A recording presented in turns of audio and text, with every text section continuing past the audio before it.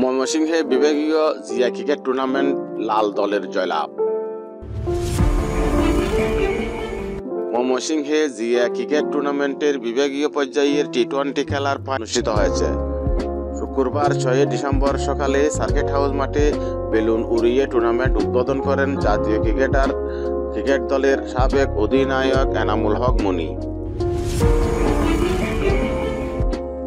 এই সময় বিভাগীয় পরিচালনা কমিটির আহ্বায়ক অধ্যাপক এ.কে.এম. শফিউল ইসলামের সভাপতিত্বে টুর্নামেন্টের সদস্য সচিব ব্রত পাল দেবুর সঞ্চালনায় উদ্বোধনী অনুষ্ঠানে বক্তব্য দেন বিএনপির সাংগঠনিক সম্পাদক শরীফুল আলম।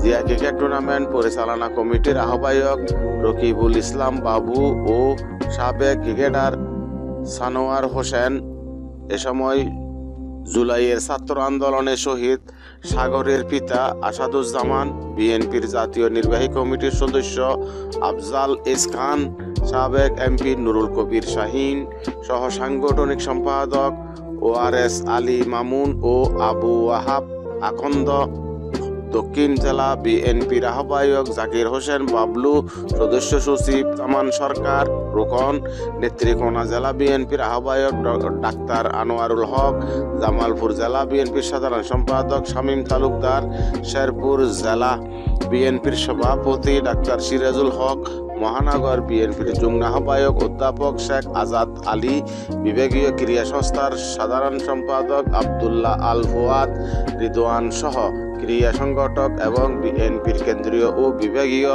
নেতারা উপস্থিত ছিলেন।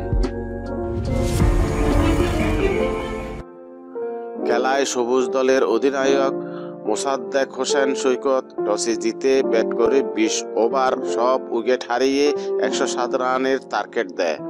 জবাবে লাল দলের অধিনায়ক আরিফুল ইসলাম জনির নেতৃত্বে 19 ওভারে 5 উইকেট হারিয়ে 108 রানে জয় হন।